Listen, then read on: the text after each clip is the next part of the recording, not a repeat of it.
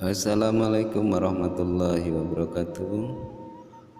Para pendengar yang saya cintai, dalam video ini saya akan membawakan cerita tentang rakyat Jawa Barat, yaitu Mutiara dari Pajajaran. Dan saudara-saudaraku yang baru gabung, monggo di subscribe dulu channelnya, jangan lupa. Terima kasih. Saudara-saudaraku para pecinta dongeng dan sejarah,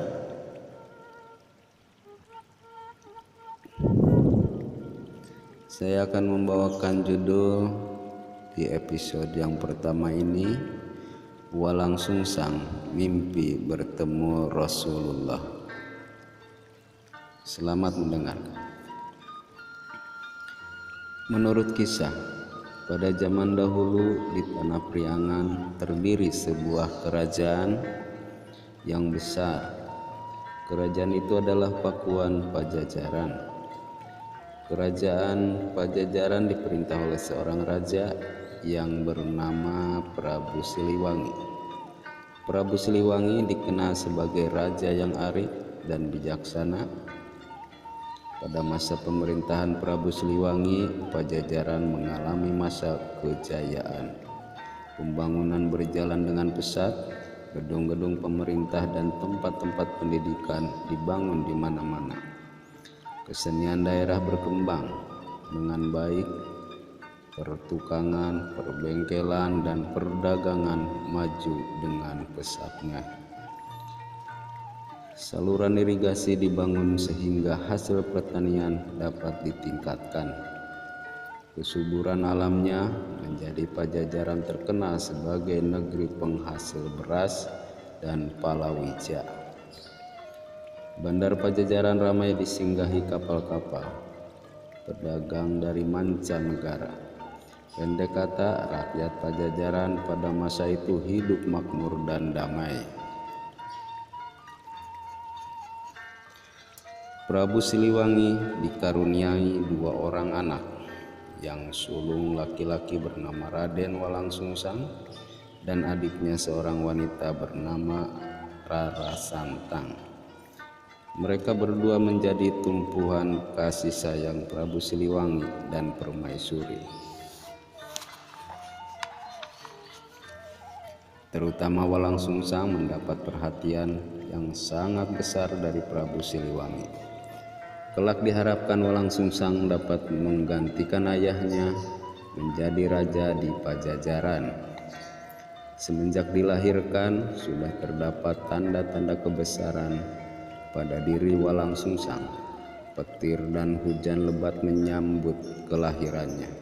Suara tangisnya sangat besar sehingga terperanjat yang mendengarnya. Berkat pengawasan dan bimbingan kedua orang tuanya, Walang Sungsang menjadi anak yang sehat dan cerdas. Sebagai putra mahkota, Walang Sungsang mendapat pendidikan yang baik. Guru-guru terbaik dari segenap penjuru didatangkan. Mereka mengajarkan berbagai ilmu seperti sastra, perbintangan, pemerintahan, dan tidak ketinggalan ilmu silat. Dalam waktu yang singkat, Walang Sungsang dapat menyerap semua ilmu yang diberikan oleh para gurunya. Walang Sungsang tumbuh menjadi pemuda yang gagah dan tampan. Banyak gadis bermimpi untuk menjadi kekasih Raden Walang Sungsang. Sementara itu, Rara Santang, adik Walang Sungsang, juga tumbuh menjadi gadis yang cantik dan anggun. Banyak pohon rejaka putra para bangsawan tertarik pada keelokan Rara Santang. Mereka sering mencuri-curi pandang untuk sekedar dapat melihat kecantikan Rara Santang. Rara Santang sangat mengasihi kakandanya, Raden Walang Sungsang. Demikian pula Walang Sungsang sangat mengasihi adiknya. Kemanapun Rara Santang pergi, Walang Sungsang selalu menjaganya.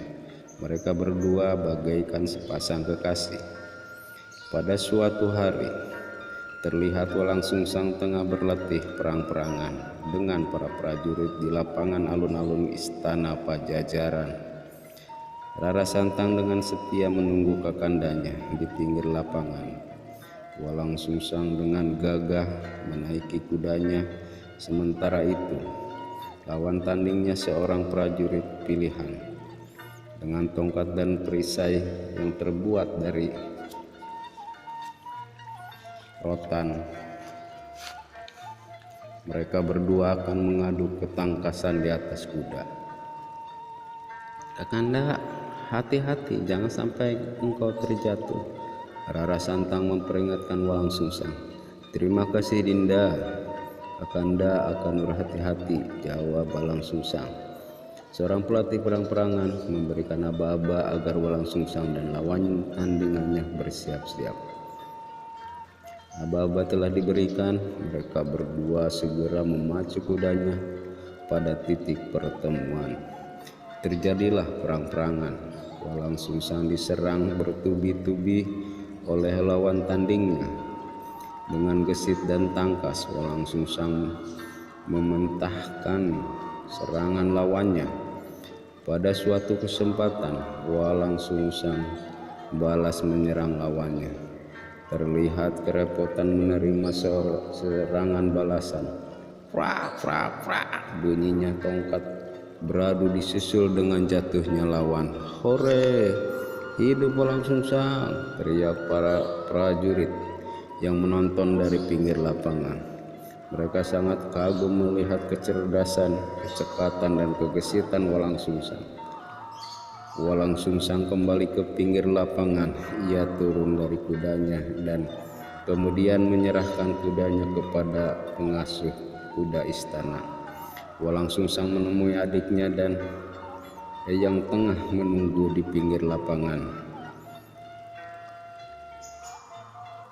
"Ah, Kakanda ternyata sangat hebat," puji Rara Santang. "Kakanda masih harus banyak belajar sebab lawan yang baru saja Kanda hadapi bukanlah musuh yang sebenarnya. Barangkali ia sengaja mengalah," jawab Walang Sungsang merendah. Walang Sungsang beserta adiknya segera kembali ke istana diiringi oleh para pengawal.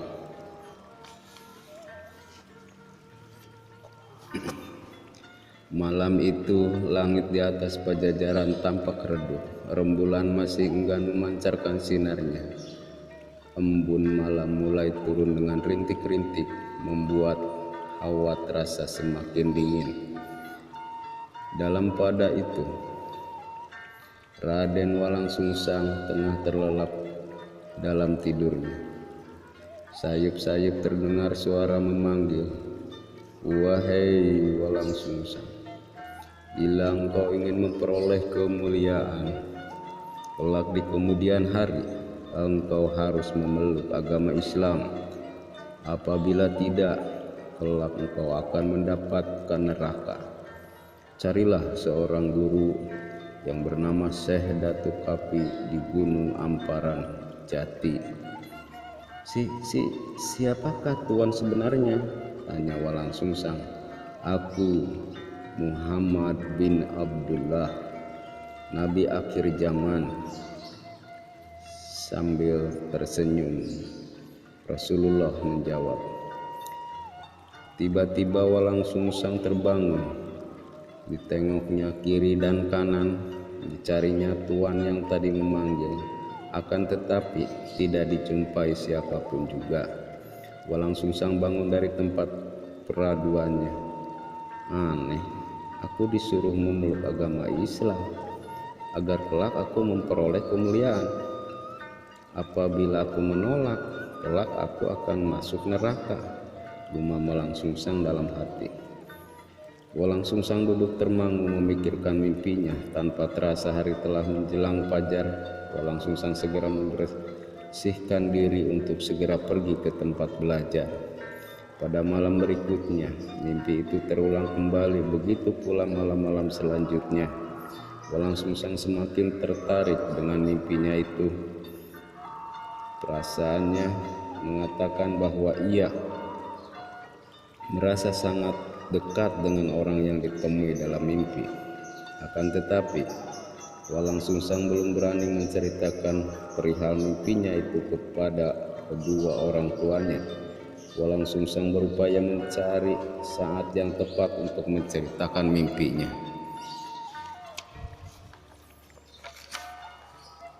serta mengutarakan maksudnya akan memeluk agama Islam kepada ayahanda Prabu Siliwangi. Saudaraku, para pendengar yang saya cintai, sampai di sini saja dulu di episode pertama, yaitu Walang Sungsang mimpi bertemu Rasulullah. Dan nanti kita lanjutkan di episode berikutnya, bagaimana Walang Sungsang menceritakan mimpinya itu kepada orang tuanya, pada ayahandanya yaitu Prabu Siliwangi. Tunggu di episode berikutnya. Dan untuk saudara-saudaraku yang baru gabung, di subscribe dulu channelnya. Terima kasih atas dukungannya. Semoga kita sehat selalu.